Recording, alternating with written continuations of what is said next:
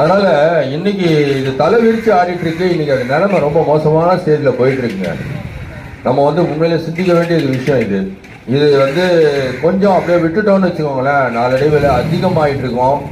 எல்லாருக்கிட்டையும் பரவ ஆரம்பிச்சிட்டு, இது பெரிய ஒரு வியாதி. இது பரவிச்சுன்னா இது எல்லா இடத்துலையும் வர ஆரம்பிச்சிருக்கு. அதனால நம்மளை நாமே கட்டுப்படுத்திக்கினா மட்டும்தான் இது முடியும்.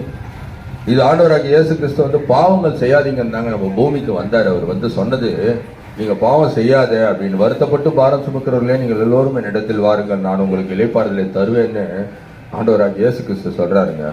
பாவம் நம்ம செஞ்சிட்டோமா, தெரியாம செஞ்சிட்டோமா, அப்போ நம்ம என்ன பண்ணணும்? ஆண்டவர்கிட்ட நம்ம மன்னிப்பு கேட்கணும். ஆண்டவரே, நான் செஞ்சிட்டேன், தெரியாம செஞ்சிட்டேன், எனக்கு பாவ மன்னிப்பு கொடுங்கன்னு. தன்னுடைய பாவத்தை மறைக்கிறவன் வாழ்வடைய மாட்டான், அவைகளை அறிக்கையிட்டு விட்டு விடுகிறவனும் இரக்கம் பெறுவான்னு பைபிள்ல வசனங்கள் இருக்குங்க. அதனால இதை பத்தி நிறைய வசனங்கள் இருக்கு பைபிள்ல. இன்னைக்கு இந்த பாவத்தில் அடிமையானவங்கலாம் நம்ம வந்து என்னங்க நம்ம வாழ்க்கை அவ்வளோதானா, அப்படியே போயிடுமா பிரதர் அப்படின்னு கேட்குறாங்க நிறைய பேர்.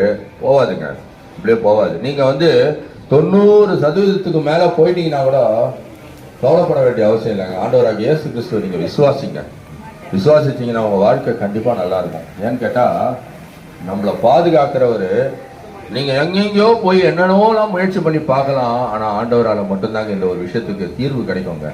அவரை நீங்கள் நம்பி பாருங்க, உங்கள் வாழ்க்கை கண்டிப்பாக அந்த போதையிலேருந்து நீங்கள் விடுதலை ஆகிறதுக்கு நிறைய வாய்ப்புகள் இருக்குது. முயற்சி பண்ணி பாருங்க. ஏன்னா நாங்கள் அநேகரை எங்கள் வாழ்க்கையில் சாட்சிகளாக நாங்கள் பார்க்குறோம்.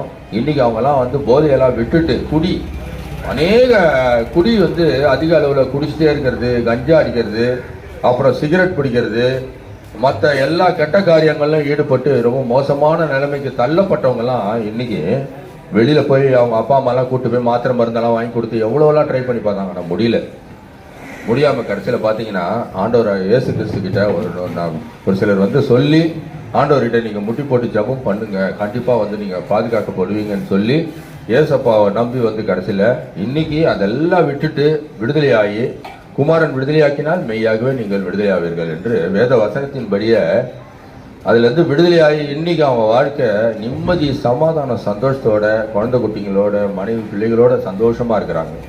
அதனால அநேகர் வந்து விட முடியாதா அப்படின்னு கேட்குறவங்களுக்கு இது தாங்க பதில். கண்டிப்பாக விட முடியும். ஒரு போதையில் இருந்தாலோ, குடியில் இருந்தாலோ, ஒரு கெட்ட பழக்க வழக்கங்கள்ல எது இருந்தாலும் நம்ம பாதுகாத்துக்கலாம். அதுக்கு வந்து நீங்கள் வெளியெல்லாம் போய் சொல்லணுன்ற அவசியமும் இல்லை. ஆண்டவர்கிட்ட நீங்கள் முழுமையாக நீங்கள் வந்து கேளுங்க, ஏசப்பா இந்த மாதிரி நான் தவறுகள் செஞ்சுட்டேன், ஏன்னா வந்து ரகசியமான பாவங்கள் நிறைய இருக்கு, மனுஷங்கிட்ட என்னால் சொல்ல முடியாது, ஆனால் நான் உங்ககிட்ட சொல்கிறேன் ஆண்டவரேன்னு சொல்லி நீங்கள் மனுஷங்கிட்ட யார்கிட்டையும் சொல்லாதீங்க. ஏன்னா வெளியில் போய் அவங்கெல்லாம் வந்து தூற்றி உங்களை வந்து கேவலப்படுத்துவாங்க. இவன் இந்த மாதிரி பழக்கத்துக்கு அடிமையாயிட்டான், அது இதெல்லாம் சொல்லுவாங்க. நீங்கள் மனுஷங்கிட்ட யார்கிட்டையுமே சொல்ல வேணாம், ஆண்டவராக இயேசு கிறிஸ்து கிட்ட சொல்லுங்க. சொன்னீங்கன்னா உங்கள் வாழ்க்கை கண்டிப்பாக நிம்மதி, சமாதான, சந்தோஷத்தை அவர் கொடுப்பாரு. அவரால் கூடாத காரியம் ஒன்றுமே இல்லை. மனிதனால் கூடாதான், ஆனால் தேவனால் கூடும். அதனால் கண்டிப்பாக நீங்கள் ஆண்டவராக இயேசு கிறிஸ்துவை விசுவாசிங்க. நீங்கள் என்ன நினைச்சீங்களோ உங்கள் வாழ்க்கையில் அதை நீங்கள் வெற்றி அடைவீங்க. அதேமாரி போதை இல்லாத ஒரு உலகத்தை நம்ம அமைப்போம். நம்ம எல்லா இந்த வாழ்க்கை இந்த கெட்ட எந்த கெட்ட பழக்கம், ஒரு கெட்ட பழக்கம் நமக்குள்ளே வந்துச்சுன்னா கூட ஒரு கெட்ட பழக்கமாக சங்கிலி தொடர் மாதிரி நமக்குள்ளே வந்துடுது. அதனால் அதை விட்டுட்டிங்கன்னா உங்கள் எல்லாமே பரிசுத்தமாக நம்ம வாழ்ந்தோம்னா நம்ம நாளைக்கு மற்றவங்களுக்கு நம்ம சொல்லலாம், நீ நல்லா இருப்பா, வேணாப்பா, அதை விட்டுருப்பான்னு சொல்லலாம். அது மாதிரி நீங்கள் ஆண்டவராக இயேசு கிறிஸ்துவை விசுவாசிங்க. உங்கள் வாழ்க்கை சந்தோஷமாக சமாதானத்தோடு இருக்கும். கர்த்தர் உங்களை ஆசீர்வதிப்பாக. நன்றி. ஆமென். அல்லேலூயா. யாருக்காவது ஜெப உதவி வேணும்னு வந்தீங்கன்னா எங்ககிட்ட வாங்க, உங்களுக்காக நாங்கள் ஜெபிக்க ஆயத்தமாக இருக்கோம்.